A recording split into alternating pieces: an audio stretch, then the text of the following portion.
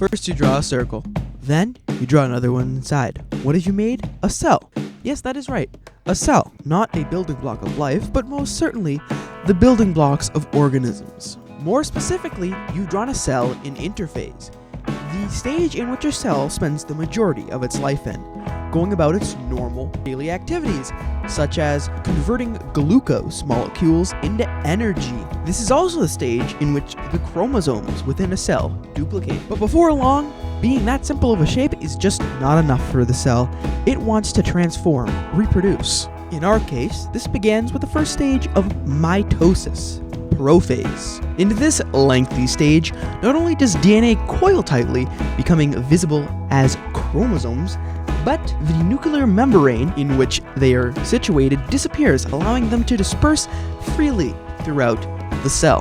When prophase, centrioles migrate to the poles of the cell, where they form spindles. A bit more meta is metaphase, the stage in which those centrioles and their spindle fibers, by extension, extend to the middle of the cell and just simply can't stand watching those chromosomes play freely. They hook onto the ventromeres on the ends of the chromosomes and pull them into the middle, or at least align them. In our next stage, Anaphase, the chromosomes are split apart by those centrioles and are yanked. In this phase, a constriction ring forms around the cell. This constriction ring, of course, results in a cleavage furrow.